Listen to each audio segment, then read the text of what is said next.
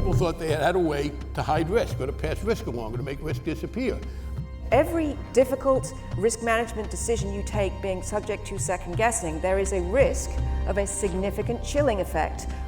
There are a lot of people who are going to be on my board who are going to say, we got to shoot for the moon because there is no alternative. Darkness is some place where you can make money. Sellers can't commit fraud, but buyers have to take their responsibility in the financial markets. But there are the pensioners. They're the people who are supposed to receive these pensions that they're not going to receive. Too big to fail is too big.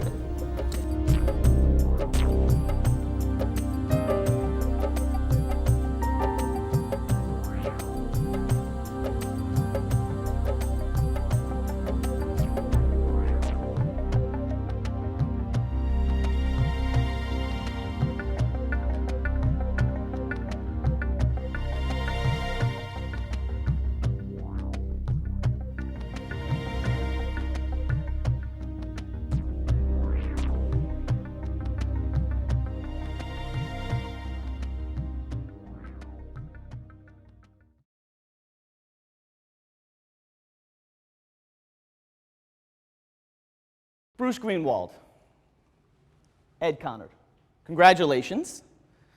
You both run magnificently successful hedge funds. They're so successful, in fact, that you're in the market for new talent. And you're both going to interview the same two people at your firm, Chris Smith and Patricia Jones. Now, both Chris and Pat work together at Hamilton Bloom Bank. It's one of our most venerated financial institutions, a combination between one of our oldest commercial banks and an investment bank. They have the same qualifications, same experience, same background, with one difference. The way they answered when you asked, why do you want to leave Hamilton Bloom? Chris said, look, I just can't stand working at a place where I don't feel good about the way we treat our clients. You know, just a couple of weeks ago, we did a deal where we sold some securities to some small community banks. They took these dogs off our hands. They paid us fees for the privilege. And a couple of weeks later, the famous newspaper, the Gotham Gazette, published a piece explaining that the bankers felt ripped off. Chris tells you, I just can't live like that anymore.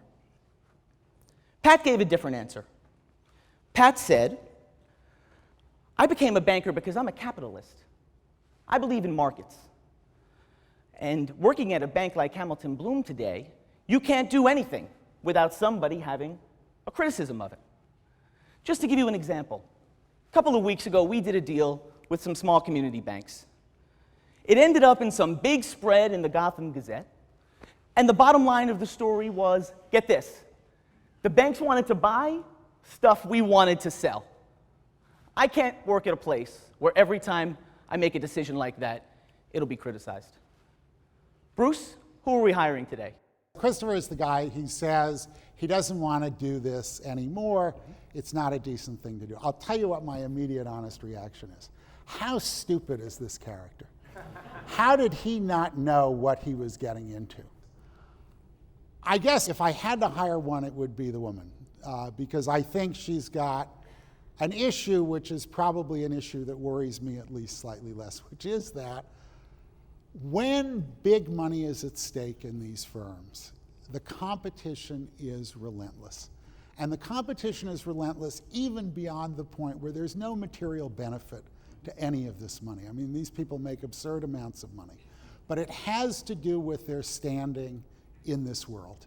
All right, so and somebody who sort of can't live with that degree of competition, I think, is in the wrong business. But at least she's not out and out stupid about what she got into. Okay, so Bruce is against stupidity. I think you do have to ask some more questions of both of them, because I think you're raising a point underneath, which is very similar in law, which is you have to have prosecutors and you have to have defense attorneys, and they have to compete vigorously to get to the truth.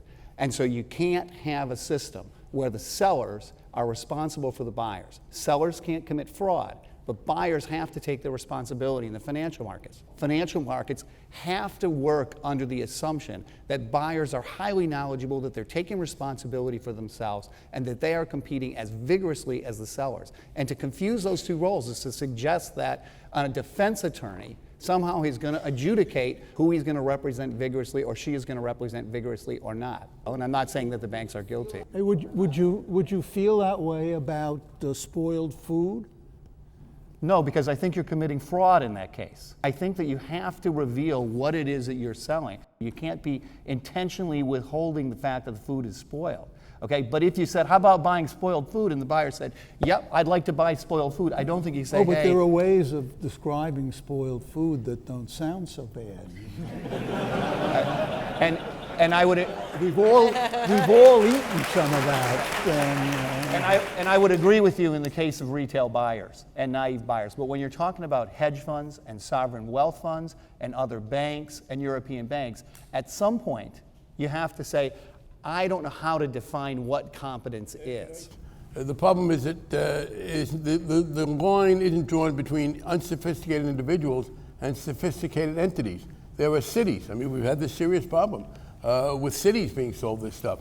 So, yeah, if you're dealing with sophisticated people, okay, part of the question was that these were small community banks where they weren't very sophisticated. I guess I make 2 points. I think that regulation has to try to draw the line between what is sophisticated and what is not. We all agree that retail buyers are not sophisticated, but they're way off on the end of the spectrum. So when you get into the gray zone, it's going to get very complicated about how to decide that. It's also the case that a small community bank or a small town should hire an advisor or they shouldn't be buying the product. I agree with you. The argument here is if it's not the business of the people there to worry about fairness, then that's an argument for strong regulation. I want to take us back to our question. You know, who's it going to be, Chris or Pat? I think I have to take somebody who, in this case, because the hedge fund's a buyer, that somebody who's really going to be aggressive in representing their side of the trade. So you're going to take Pat. This Chris fellow is out of work. Nobody wants to hire somebody who's concerned about the implications of what they're selling. Gary Gensler, you agree? Well, if I was running a hedge fund, I'd hire Pat.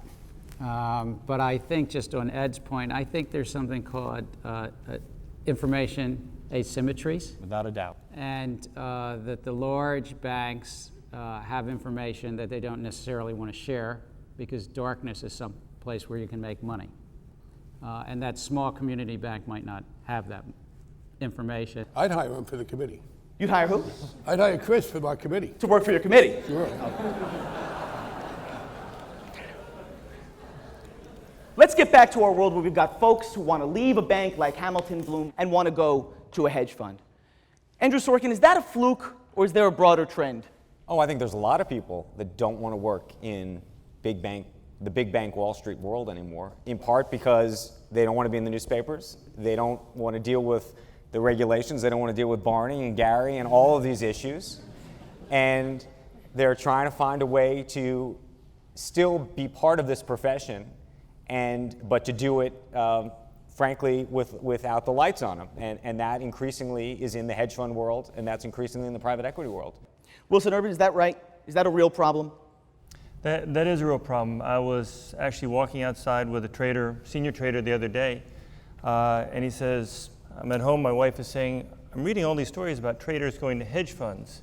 Should we be moving to a hedge fund? There's this Volcker rule, are you going to be able to trade anymore? That's your job. Are you going to have a job in a couple of years? Blythe Masters, you're almost jumping out of your chair. Yes, so if on the off chance that I worked at Hamilton Bloom, I'd probably want to dispose of both of these people. So I would call both of these hedge fund managers and give glowing recommendations. But more seriously, I think we're missing one interesting point here, which is that the things that hedge funds do and the things that banks do aren't and cannot necessarily be the same things. The act of working with issuers, structuring bonds, committing the capital to underwrite them, and then distribute them to investors, in this case banks, is something that requires a certain amount of capital and scale that is necessary in the economic system and which banks typically have. And so the issue here is how do we motivate people to continue to want to work in this industry, providing that valuable service to the economy, The person that opts out because they can't take being criticized in an environment where they have made mistakes and where there are lessons that can be corrected for the future is someone I wouldn't want to have working for me, because they should have a stronger backbone than that. And they should learn how to describe what it is that they do well and how it adds value. And if they do that, then they won't find the misunderstanding quite so painful. And as to the person who doesn't understand what he's selling, he certainly shouldn't be selling it. Is it a bad thing that a bank like Hamilton Bloom is a little less sexy, a little less profitable, a little less appealing place to work? Barney Frank? Oh, no, not at all. From the public policy standpoint, who cares? One of the things that was attracting people there was a degree of compensation far beyond what they could earn in other equally, if not more, socially useful functions. So to the extent that it is an adjustment in compensation or other reasons, I think that even could be healthy for the society. Bruce? Yeah, let's talk about what Ed and I do at our hedge fund. We invest money in public securities. In that business, there is an absolute constraint, which is the average performance of all investors has to be the average performance of all securities. So if Ed and I are above average, which we've been for a long time, somebody sitting at this table has got to be below average. What we do is a zero-sum game. Only in Lake Wobegon can all the portfolio managers outperform the market. What's that got to do with the question about whether I should be upset if people are leaving banks? All the talent goes to Ed and I. I'm glad you're doing well, but I don't understand how that affects the question. Okay. So how much of the talent in this economy do you want to funnel towards an enterprise that is extremely individually rewarding and has no net social product as a matter of arithmetic? Tell me, is it a bad thing if we make big banks like Hamilton Bloom a little less appealing? Yes, I think it's a very bad thing. I think that the banks are critical institutions in our economy and our society, and we need the very best people to run them.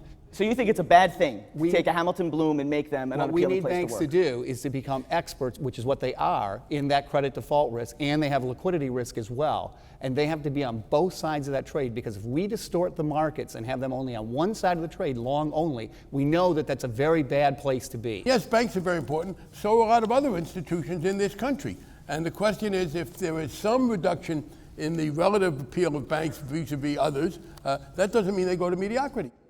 Got good news. Your hedge fund not only has a couple of new employees they're thinking of hiring, they've got a potential new client. It's the city of Mayberg. You guys know Mayberg. It's a beautiful Midwestern city, but they've got a problem. The problem is that the city owes pension obligations to its employees that it can't possibly meet. In fact, even if city workers renegotiate the pensions, even if new workers get less generous benefits, it just seems like Mayberg's pension obligations are insurmountable, unless they can manage their pension funds and do a little better on returns than they could do with an ordinary old portfolio. So the folks in Mayberg have been thinking of investing in a hedge fund, one in particular called Beachmont.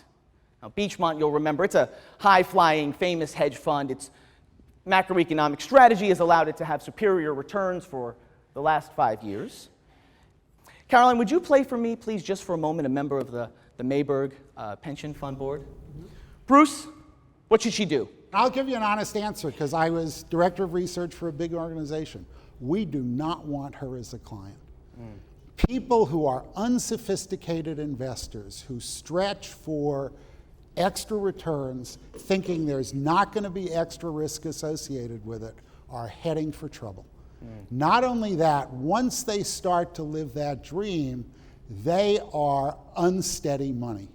And that's the last thing we want. If we're going to deal with their problems, we have to have a reasonable long-term strategy, and people in this situation are not who we want to deal with. David Abrams, do you agree? I think it depends. I mean, like Bruce's point is right, that you have to be sophisticated about it. You don't want to, people who try to chase returns and say, we're not getting X, we want X plus Y, you may or may not achieve that, and you may end up at X minus Y. That said, it's not something that should be completely disregarded. So I think they should try to set up, get an advisor that might help them to think about how they invest, who has some experience in this. Especially, by the way, if these risky securities are being sold by someone who doesn't mind taking advantage of a relatively naive buyer. Like our employees from before. Caroline, you're new to the pension fund board. You're just trying to figure this stuff out. What are your reactions? I think if you're not in a position to make those decisions because you're not sophisticated financially, there's a fiduciary responsibility to get the information before you make the decision. And if I didn't feel comfortable with the kind of investments, I would either hire someone or not make them. Right. But you face a pension shortfall, and you have a chance to catch up if you invest. Double down. Exactly, if you invest in this kind of aggressive Yeah. approach. Mm-hmm. Are you ready to do it? Let's see, Bernie Madoff? No, I don't think so. Anybody I don't else? think that should be the. I don't think that should be the reason.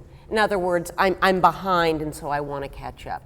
Andrew's doing it. Why? Well, here's the problem. This is the ultimate too big to fail problem. I have to shoot for the moon because otherwise I lose. And so I'm going to lose anyway, right? You just told me that no matter what, I can't make my obligation unless I do this. Mm-hmm. So either I'm going bankrupt or I'm not. The only thing I would say there is that just because you go bankrupt doesn't mean you're going to zero. You know, you might have, you may get going. I would like to hire a financial advisor, though, to help me make this decision. And I don't want them to be commission-based. I want to pay a flat fee. Okay, but Ed, you made an important point that I want to draw out a little further. Andrew said, look, I'm going to lose either way, so maybe I should make the bet. Now, Ed's answer is you don't always lose and go to zero, necessarily. Personally, on a very human level, I probably wouldn't make the investment because I do recognize exactly what he's saying, which is you probably aren't going to zero. But I think there are a lot of people who are going to be on my board who are going to say, we got to shoot for the moon because there is no alternative. We're looking at this whole thing from the point of view of poor old Carolyn, who has to make this decision, but there are the pensioners. There are the people who are supposed to receive these pensions that they're not going to receive entirely. And the question to ask is it a good idea to impose more risk on them? To give them the choice of an even smaller pension than they would get, or maybe lucking out. Yeah, can I speak to this? We know a lot about the psychology of people in general and the psychology of people in your situation. And somebody's going to come to you, and I'm going to say, you know, really, Carolyn, these guys, Conard and Greenwald, they're drunk with success. They don't like to deal with small people like you. There are opportunities out there in new and emerging companies that you're going to get on board, and we're going to make you whole. They are very sophisticated about your psychology. They know that people don't like to think carefully about unpleasant situations where losses are coming, and they know that you are prone in your heart of hearts not to understand that there's fundamental uncertainty. So we've got these hedge funds. It's a well-known high-flying investment strategy. Many professional investors on Wall Street have used them for years to generate returns. We've got these pensioners who have a problem. Nobody here thinks hedge funds can help? Look, there are people who we think consistently will outperform, but it can't be everybody. The average performance of everybody has to be the average. The people who consistently outperform understand the limitations of the amount of resources they can do that with. They're not going to want to have to do that under the kind of pressure that Carolyn is putting on us. All right. The people who are going to say yes are going to be the people who understand Carolyn's psychology, who have an incentive structure where if they do well, they get a ton of money, and if they do badly, Carolyn's workers suffer, and are probably going to underperform. Okay. Despite all these concerns, Carolyn and her colleagues on the board decide they need as much bang for the buck as they can get, and like Andrew Sorkin, they decide to go with Beach Bomb. I think it's called swinging for the fences. Yeah. They're going to swing for the fences. We'll see how that works out in just a minute. But in the meantime, let's talk a little bit more about Mayberg. Because, you know, even if they solve their pension problem, like a lot of other American cities, they've got other issues to face. They've got bridges to build and roads to repair. And they're doing this at a time when budgets are extremely tight and getting tighter. But fortunately, it turns out that there's a new financial innovation that can help cities like Mayberg raise this money, maybe generate some savings. And the good news is that a bunch of investment bankers at a firm called Atlas and Newsome, where Alicia, Glen is a partner, have been working on a brand new proposal for the city of Mayberg that's going to help them deal with a problem in their schools and at the same time save them some money. Alicia, tell us, what have you and your colleagues been working on? We think that there may be a way for us to provide you with some capital to help you maybe cut back some of the things that are costing you extreme amounts of money in the school system, like special education or other types of programs that are very expensive for you to run. If we can then come to an agreement with you that if you save money by virtue of having financed these programs, where you would share the savings with us over the long runs to pay back our loan, it could be a real win-win. You can finance a project now, pay for more teachers, et cetera, so that in the long run, your children will perform better, they won't need as much services, and you'll be able to save money, and that will help us repay our loan, and you'll also save money. How does that sound? Linda Gibbs, let's have you play a member of the city council. Let's suppose there's a program that for sure the city council wants to do, and it's going to help reduce special education costs, and Linda's not sure she's got the money. Make your pitch. Linda, if you can show me that over the past 5 or 6 years, that if you add 3 teachers to every preschool program, and that then you can show me that as a result of those preschool teachers being in the classroom, 50% more kids get to go into the general education stream, and that saves you $10,000 per child, then you should want us to help you finance those 3 extra teachers right now, because you're going to realize $10,000 of kid savings over the long run. And even if you pay me 50% of that $10,000 to pay me back, it's a win-win for you. Let's do business.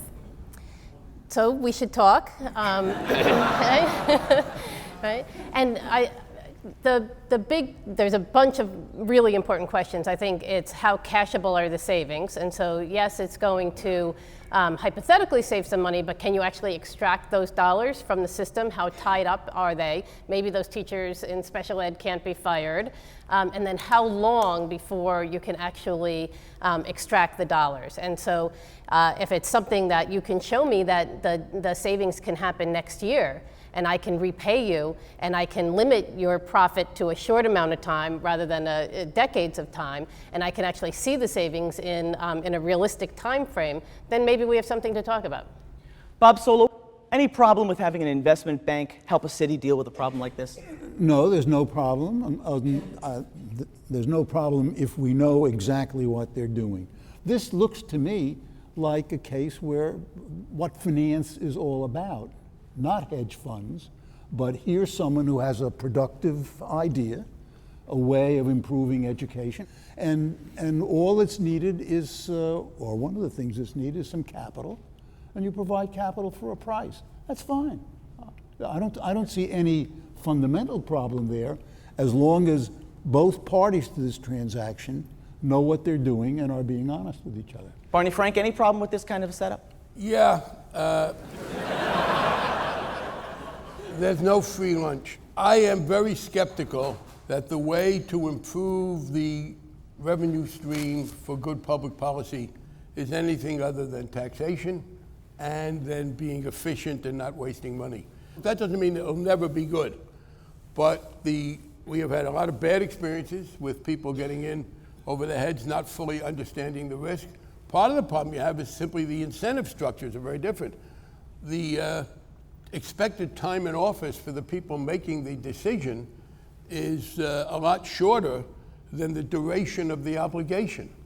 And you have the temptation of people to do something and have some short-term gains, and the problems that may arise come after Except that. my part of the deal is that the taxpayers don't have any risk. I think you're asking for too much.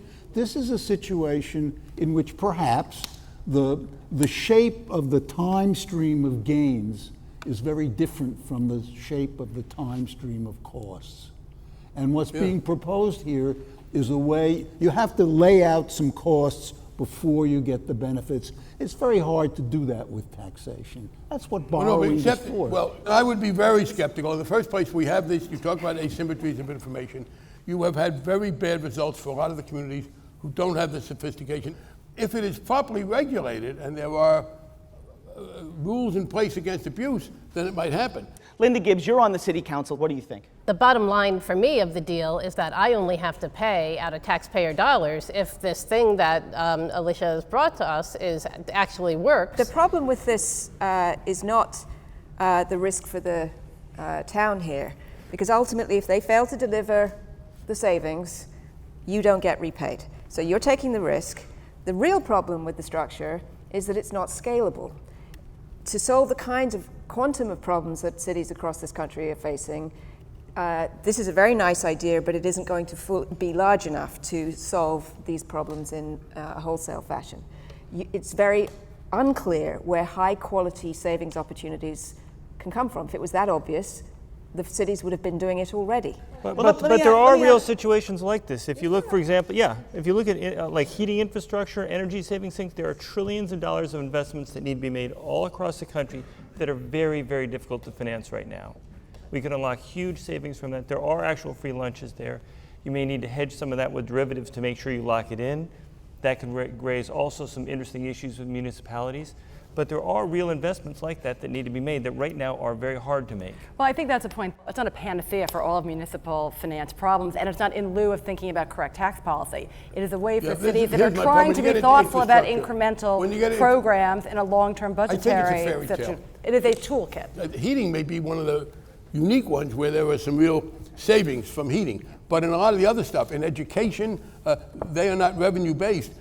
I'm all for trying to do some of these things, but you can't get away from the fact that in the end, those bonds have got to be paid off with tax revenue. My problem is that all my revenues are tied up in all of the systems that are high cost and producing suboptimal income or outcomes. And what I need is I've got this great idea, really creative idea that can produce a better outcome, but I don't have any free money to do it. And so what I need is a resource in order to get that going. Once it gets going, then the dollars can be freed up to pay for its continuation. If you've got somebody who's going to lend you Barney, if you've got somebody who's going to advance you that money on the grounds that you're going to change the school system in a way that's going to save you money later on, good luck to him, and if you get the money, run with it.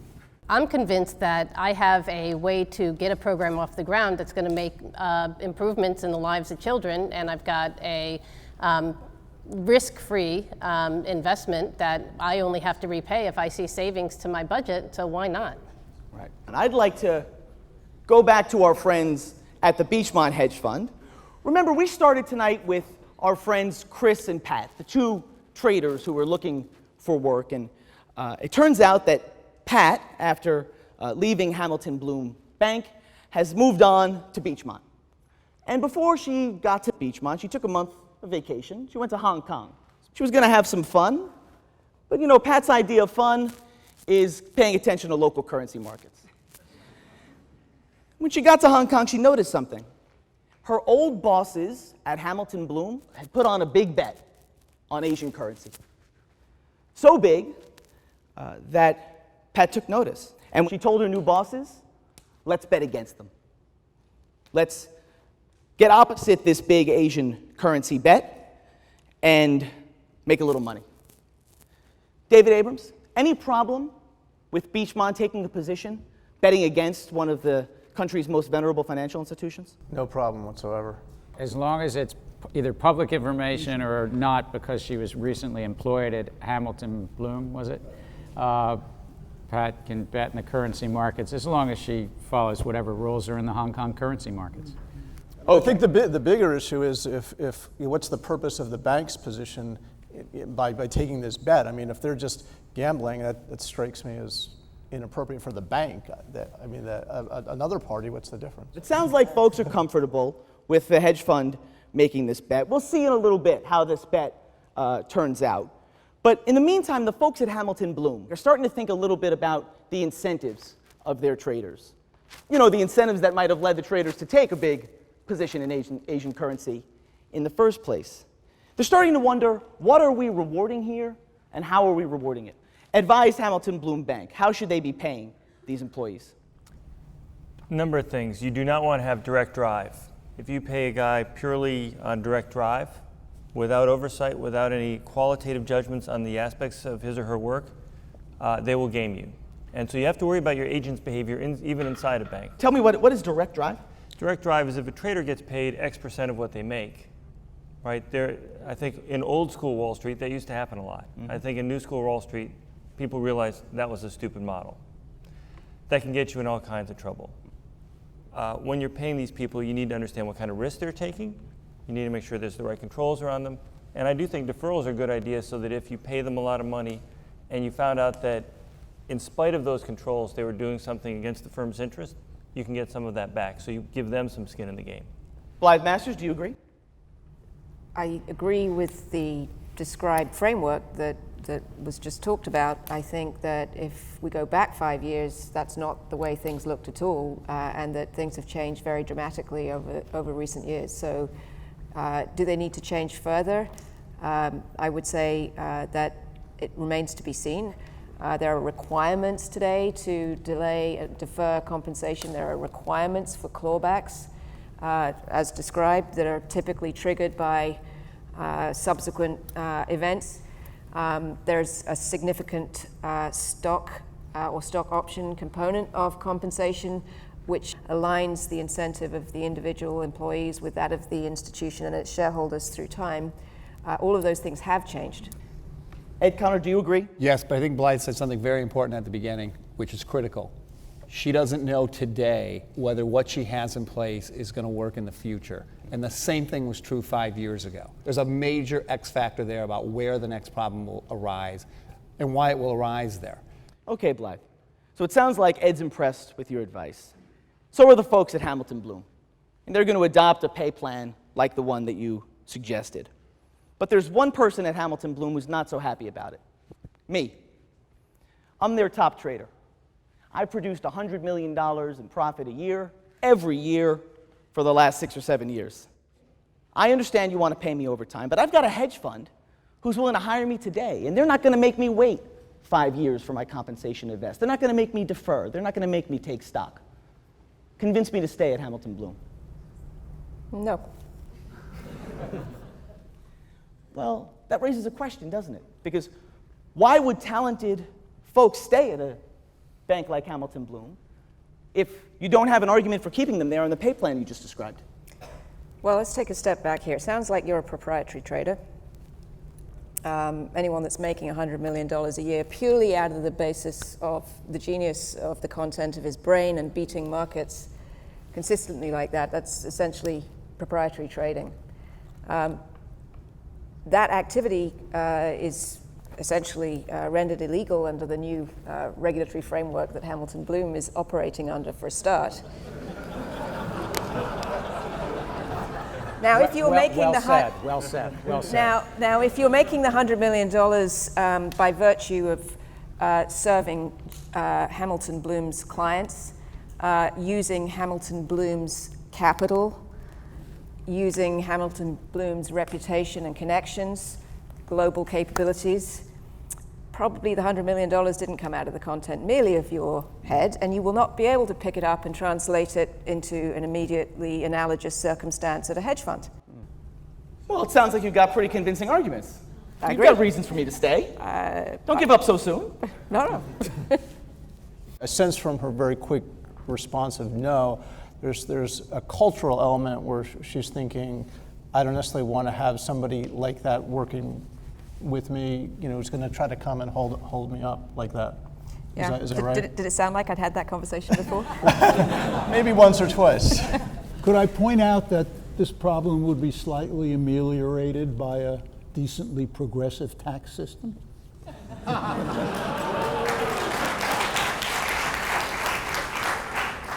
That sounds like a whole other seminar. Yeah. So is everybody on the panel really okay to let this trader go? If the law, the Volcker rule, means anything, it'd be hard to say that the hypothetical even exists. You couldn't go to a hedge fund and do straight client business. Hedge funds don't have the network of thousands of clients that Hamilton Bloom has. They would be going to the hedge fund to do effectively proprietary trading, which I think Blythe rightly said was banned in the statute. But maybe hedge funds will start building those. Hedge funds are getting bigger, more capable. Technology is changing the landscape. So if you have a differential world where banks can only have more restrictions and can pay less for the best pitchers and the best hitters than the guys at hedge funds, you will be pushing activity to the shadows. Some activity will. Proprietary, I think that's right. I think banks, which are very good and will continue to be in credit intermediation and duration intermediation and market making and so forth, will continue. But I think the hedge funds generally are not really in that core business. The folks at Hamilton Bloom, very grateful for your advice on compensation, and they're going to need some more help because we just discovered how that big bet on Asian currencies turned out. Hamilton Bloom's going to take a $5 billion loss. It's going to blow a hole in their balance sheet, the stock price is going to crater, the press are all over them, and naturally Congress is going to hold a hearing.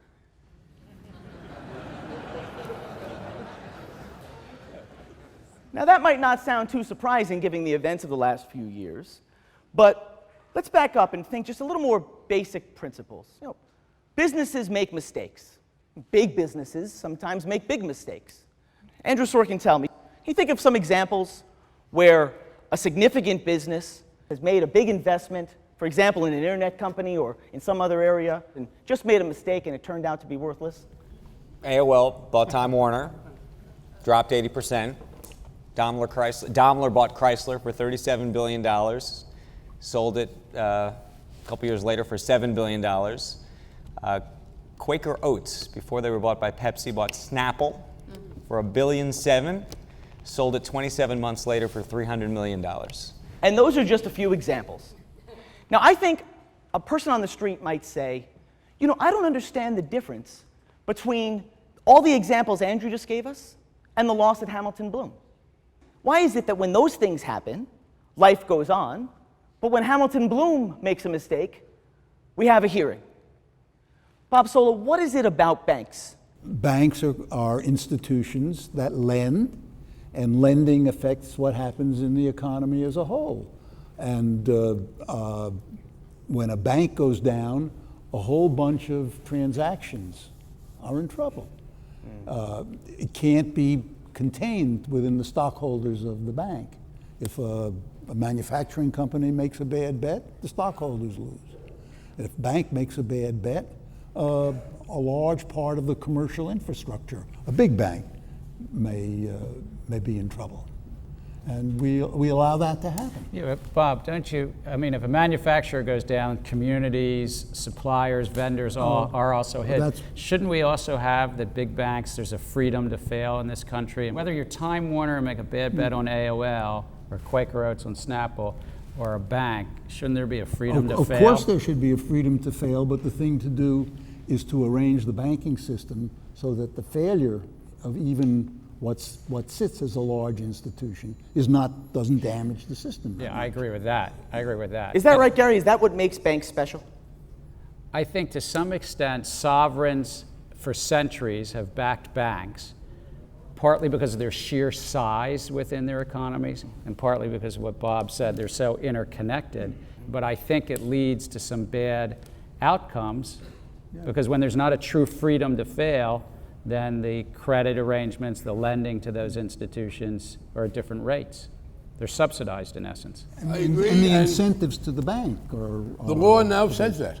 The law now says very clearly that the institutions can fail. What the distinction we make is this: the consequences of the failure can, in the case of a large financial institution, be greater. There's more spread, there's more connectivity, and therefore what we say now is that the role of the government is to deal with the consequences of the failure, but only after the failure. I mean, people don't maybe fully understand this. The Federal Reserve intervened to keep AIG going. The statute under which they did that has been abolished. The Federal Reserve could not now do that for AIG. That section is gone. As to any institution, the Secretary of the Treasury is prohibited by law from providing any funds for the institution's debts as long as it exists. Once the institution is out of business, then there is a provision whereby you try to minimize the consequences with funds ultimately recovered from other institutions. And the reason why banks are different is because they're the institution that takes overnight deposits and short-term money and lends it out long-term. And that is an inherently risky endeavor which is critical to our economy. And we can leave that money sitting in the bank unused, and we can have a smaller economy, slower growing with high unemployment, or we can take that money as a matter of policy and put it back to work. And if we do that, we need regulations in the banking district that are very different than what's going on at Quaker Oats. Peter Stringham, does the public understand that? No. It's very interesting that we had a brief mention of the pensioners who are actually behind what might happen in one transaction. But that's really where all this stuff comes back from. That's where it ladders back from. I remember at one point having a discussion with our CEO where he said, oh, but you're just talking about consumers. I'm more interested in what the regulator thinks. Well, the regulator, politicians, are consumers or voters. So I would think that's one of the first things that I would want to look at if I was trying to advise on how to approach this. Is there is no question in the last few years, we talked about the issues that have developed, the way that has played out in the minds of the average person is this enormous hit on trust. Banks have been devastated. The trust in banks is less than half of what it was before this all started. And there are three things that we see that my head of research tells me that we can do to change that. And they're not necessarily the three things you think. I mean, one of them is customer centricity. You know, we can be nicer, we can pay more attention to our customers, we can phone our institutional clients more often, all that sort of thing. One of them is all the wonderful CSR activities that you see everybody out there doing. It turns out that... Wait, sorry, Peter, tell us, what's CSR? Corporate social responsibility. You know, we're going to contribute to the community, we're going to help children, we're going to do whatever. Interestingly, those things went down as a result of the recession in comparison to something called performance. Because what happened is, as the Brits say, it didn't do what it said on the tin. You know, all these people had their money in their pensions or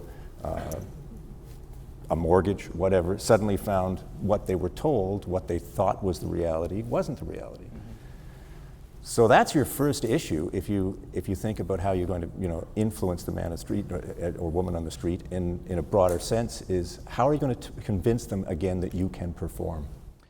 So now we understand a little bit about why we're having a congressional hearing over Hamilton Bloom's loss. Give us a little background here. In 2008, after the financial crisis, Congress has passed new rules that address banks like Hamilton Bloom. One of them is the Volcker Rule, prohibitions on banks like Hamilton Bloom doing what's called proprietary trading. What's the definition of proprietary trading? The manner in which proprietary trading in Dodd-Frank is addressed is by carving out and declaring illegal activities generally that are taken in pursuit of short-term financial gains, with an exception made for underwriting or market making, and an exception for risk management activities. So sorry, outright bets are prohibited, except correct if it's underwriting, such as the issuance of a security, something like this, or if it's, you said management of risk, and I think most people think of that as hedging.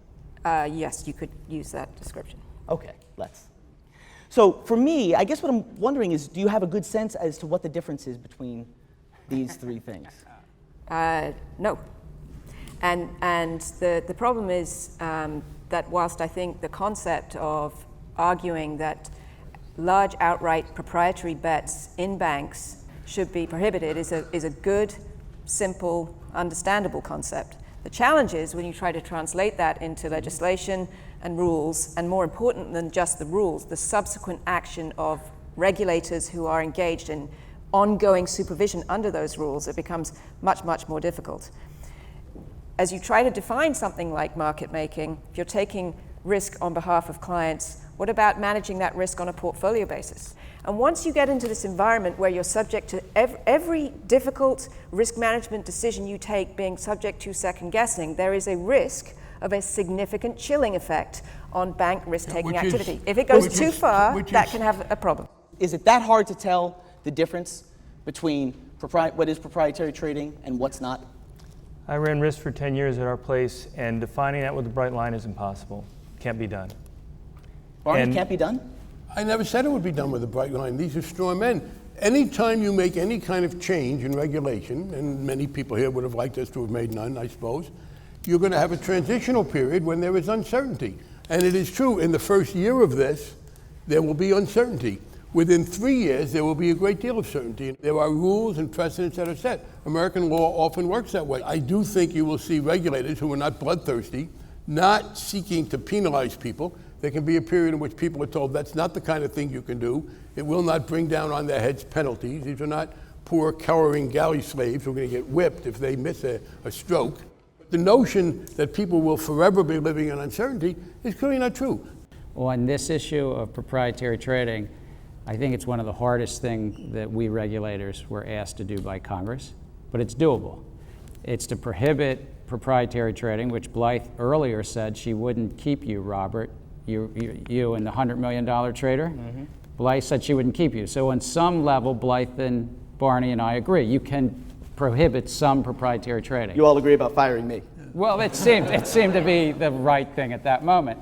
Let's go back to our congressional hearing about this big loss at Hamilton Bloom. You're not the CEO of Hamilton Bloom. Indeed, let's make me the CEO of Hamilton Bloom. I thought I just fired you. Because you are proprietary trading. I'm very resilient that way.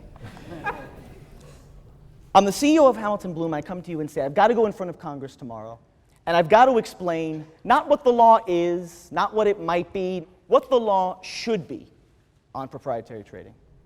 Blythe, what do I tell them? I would tell them that you support the notion that proprietary trading in banks that are systemically consequential should be prohibited. I would tell them that the concept that Barney just laid out of trying to preserve within that prohibition the right and the need for banks to make markets, underwrite, and hedge themselves is very important. And I would offer up some technical suggestions as to how to improve the current wording of both the statute and the proposed rulemakings as to how you might be able to do that without losing the underlying fundamental concept. Ed Conard, is she right? Is that what I should tell Congress the law should be on prohibited proprietary trading? Sure, and she's in a tough spot here, sitting right next to all the regulators, so yes. But I would ask this question, which is, when a bank makes a loan, it's taking proprietary credit default risk. It's making a proprietary trade. It says, hey, I'm worried about the market, so I'm going to shorten up on that, but I can't unwind my loan portfolio. I can't necessarily sell it to somebody else. So I'll go into the market, and I'll take the other side of the trade on credit default swaps, and I'll wind back my credit default risk. And then I grow more optimistic about the markets and say, oh, I'd like to unwind that. So is it proprietary trading when they hedge? Is it proprietary trading when they unwind? I have a hard time understanding where the blurry line is. The law clearly says that you can hedge either specific or aggregate risk, but it's got to be tied to a position. So if those loans are positions and you tie it, then it's allowed under the law. So I started with if it's another desk in another city and it's got its own P&L, sometimes it morphs into something other than really a hedge. Will the public ever understand this? The other thing I should have mentioned is at the same time that trust in banks dropped, trust in regulators and government dropped. So I don't think the public understands this at all. And I don't think they're very open to hearing about it. And I kind of wonder who, might be something we ask ourselves is who is supposed to explain this to people? Is it the bank when they actually, are dealing with them one-on-one, or is it the responsibility of the regulator to be more clear about what we're trying to control and how this is all supposed to work? This is very complicated. I'm listening to it, I'm loving it, but I'm wondering how I would then turn around and explain that to whoever. Okay, Caroline, this hearing just wrapped up. You're going to write an opinion piece on what we just saw. What does it say? Okay. What I'm hearing is conceptually, should prop traders be speculating with insured deposits? Probably not, or no. In reality, is it easy to determine what is a prop trade and what is not? No. Barney has told us that there's no red line, that this is all a little bit sort of gray.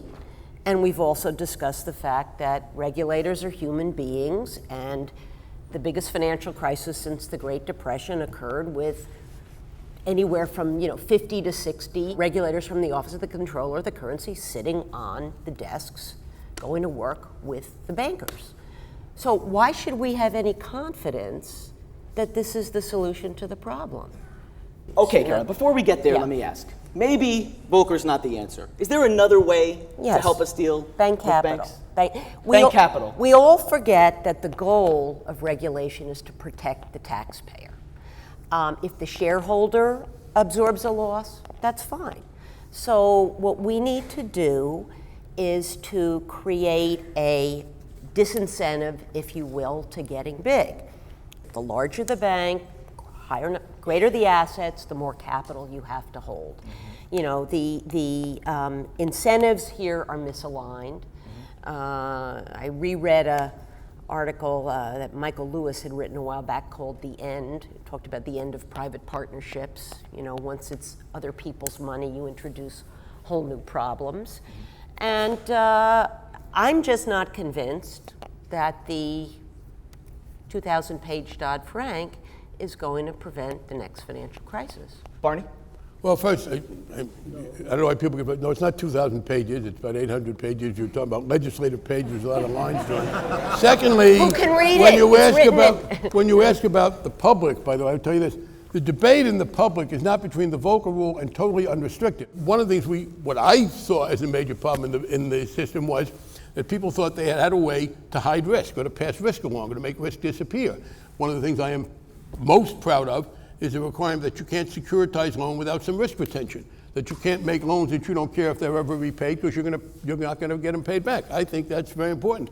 Derivatives that had been unregulated, those things are very important. So is it the answer? No, I don't know ever that there's been a problem to which there was the answer, and I think it's kind of a silly question, to be honest with you. There's never the answer to anything. I think we have substantially diminished it, and in a major way, what we've tried to do is to identify risk. So that's the constant theme of this bill, and I'm sorry it was too long for you, and you can wait for the movie version if you. I think Andrew's book will give it to you. But the fact is that it is a series of ways of trying to keep people from making risky decisions for which they are not accountable and having other people back them up. Okay. The debate among the public is not whether you have a Volcker rule and no Volcker rule. It's whether you have the Volcker rule or Glass-Steagall. People in the financial community ought to understand that. The number of people who are for any totally unrestricted proprietary trading, they may be right, but they're not very numerous. Something I'm hearing from almost everybody is that really the fundamental problem we have with a bank like Hamilton Bloom is that it's so big, so interconnected, that if it makes a mistake, it's inevitable that it's going to send shockwaves throughout the economy. David Abrams, for me, that raises just a basic question, which is, if we really find ourselves in a situation where we have a bank that's so big that it can create that kind of a problem, why don't we just not let them get so big in the first place? Well, we should do that. I agree with that. I think we should not. Too big to fail is too big. So you'd break them up? Yes. Andrew Sorkin? I have very mixed views on this. There's part of me that thinks that you should break them up and make them smaller and that will solve the problem. But then I look and think about what happened during the financial crisis to some of the smaller institutions. And what was the way that we saved those smaller institutions? We saved them by merging them with the bigger institutions. This is one of those times where I really can tell, when I say I have mixed emotions about this, I really do have mixed emotions about this. I don't know what the right answer is. I think about the larger competitive landscape globally, and I think to myself, we don't have a global regulator, and therefore Deutsche Bank and the banks in China are going to be 3 and 4 and 5 times the size of JP Morgan. What does that mean? Both competitively, but also for the risks broadly to the system. So there's part of me that says size is a problem, and if you told me that I could chop down every single bank in the world and make them all small, I'd do that. But if that option's not on the table, it becomes much more complicated. Bob Solow? Well, I don't think there's much evidence that there are real economies of scale at these very large sizes. So there would be no harm in making them smaller. Society would lose nothing in the way of the efficiency of the financial system. You can't believe that the very largest banks were somewhat smaller, considerably smaller, that we wouldn't be able to finance real economic activity efficiently. So I don't think that cutting down the size of banks will solve all the problems, but I don't think that there would be great social cost in that. Everybody agree with that? Can I ask who it is that people want to have cut down the size of the banks? I mean, is this something you want the regulators to do or the government? If for those who think the banks should be cut down, when do we do it? Assume last year wasn't a good time with that thing. How do we do it, and what's the right size? I never had an answer to those questions. Don't kid yourself that smaller banks would have solved the financial crisis. A 30% drop in real estate will lead to a withdrawal of short-term deposits from our banking system, whether it's consolidated or small. There is a provision in the Dodd-Frank bill that says no bank can be larger than 10% that was enshrined in the statute. That was in there for the bright line lovers. I didn't want them to feel nervous. Yeah. It's but the I have a conflation question. of these two But I have a things question for Ed. Do you think a I large will bank answer the should be allowed to question. fail in I this think country? we have to hold banks 100% responsible for their loan losses, because if we don't do it, they will make unproductive loans and our economy will not grow. But if we hold them responsible for withdrawals, as we are with this issue of too big to fail, we will hold a lot of money sitting idle, and we know this from 800 years of financial history. It's the corn economy. You can eat the corn, plant the corn, or hoard the corn in the silo. And we learned long ago that we got to get the corn out of the silo. And if we hold banks responsible for withdrawals, they will hold a lot of corn in the silo. And when they do that, we will grow more slowly and we will have high unemployment. We don't solve the problem. You're saying there's only a freedom to fail, but it's an asterisk. The government should support a large bank and bail a large bank out if it's we withdrawal. have to. I just want to understand. So I'm in a different place than you. There is no evidence that size alone does. As a matter of fact, one of the most destructive banks countrywide was not a very big bank. Now, you talk about ambiguity. By the way, if you're against ambiguity, repeal the antitrust law. You ever read the Sherman Act? It says you shouldn't be too big and be anti-competitive. There's very little specificity in the Sherman Act. People aren't today saying, oh my God, I don't know what to do. There's very little specificity in the Securities and Exchange Act. You always start out with the broad principles. But as to too big to fail, if banks being too big were the problem, Canada would have sunk into the sea a long time ago, because there were like 5 really huge banks in Canada, and they haven't had the problem. I think people are mad at the banks and therefore say, let's break them up. In this economic climate that we've been in the last couple of years, to take on something so disruptive, this is not a good idea.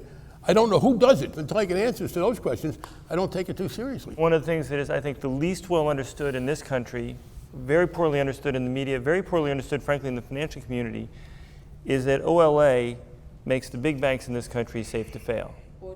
Sorry, I think you mean here Orderly Liquidation Authority in the Dodd-Frank Act. Title II of Dodd-Frank, if read right, and the FDIC, I think, has currently got the right reading of this, of how to recapitalize it like a Chapter 11 corporation, protecting individuals, protecting the vulnerable in our society, protecting the infrastructure and the interconnections, that it provides a safe way to fail. And it actually makes the biggest banks the easiest to take care of rather than the small banks. That is incredibly poorly understood in this country. Let's get out of these debates in Washington and get back to the people in the city of Mayberg. Remember, their pensions are being managed by a hedge fund. Their deposits and savings are kept at the local branch of Hamilton Bloom Bank. Their education's being paid for by innovations created by an investment banker. And here's the question I want to try and get an answer to. How do we strike the balance? How do we deliver the benefits of financial innovation to people in Mayberg and across the United States, but protect them from the risks we know can arise from these kinds of financial products? Any ideas? Gary Gensler? I think you have common sense rules of the road. We don't go out on the roads at night if we don't have traffic lights. And so you shine bright lights. You address some of the information asymmetries. Information asymmetry means they've got the information, we don't. They'll profit off of it, we won't. So you try to get some of the information more broadly in society, broadly in the markets, which brings what's called market efficiency. It does possibly shift from information from the banks to the rest of the economy. But let me remind the listeners, 94% of the jobs in America, private sector jobs, are in the non-financial sector. 94%. And of the other 6%, the banks are only a small part of that. perform a really vital function in the society, but I think if we shift some information and shine the bright lights like the traffic lights and on the roads at night, it helps the economy. So rules of the road and Rules of the transparency. road and transparency. Wilson, Ervin? I think responsibility is key. If somebody else is responsible for your downside, bad things are going to happen. If you can get away with a short-term gain and not pay the price of the downside of your actions, you're going to have a problem where people may not behave in the best way. Many people behave well. Most people are good people. But if you don't have the lights on in the room and you don't have responsibility for your own actions, there's going to be some bad actors. So if you can make big banks safe to fail, that encourages better behavior. If you encourage people who are advising municipalities to be responsible for their advice, that gets you better behavior. If traders have deferred compensation, that makes them more thinking about the long term. So that issue of responsibility, I think, is key. Blythe? To build on what's already been said, I think the other issue is what's needed is an attempt to restore public trust and confidence, which is really what we've been talking about all evening, and is no small order. Where does trust and confidence come from? Well, passage of time and some stability is needed, of course, but in addition to that, we need to truly endeavor to better communicate the good about the role of the financial services sector and banks, that they drive jobs, homes, education, towns, countries. Explain the complex about the industry. We've been talking about complicated regulations and capital requirements and proprietary trading and hedging and arbitrage and punting and so on. That is meaningless to 99% of people who hear it. So we have to get rid of that jargon and continuously explain that these are just the engine parts that drive the good. And then we have to acknowledge the ugly. The ugly was the lack of accountability, the extraordinary mistakes that were made, the lack of transparency, the interconnectedness that created extraordinary fear, and do what we need to do to support regulation and better behavior to address those things. We've been critical of Barney tonight at times, but at least 85% of what was in Dodd-Frank was a massive step forward. So I think if we try to tackle all of those things and we don't give up, we don't do what Pat or Chris, or whatever that person's name was, back out of the industry and not take our responsibility to educate, reform, repay seriously, then that's the way forward. We talk too much around this table and in general about the financial system as if financial activity is beautiful for its own sake or desirable for its own sake. It's not. It's not.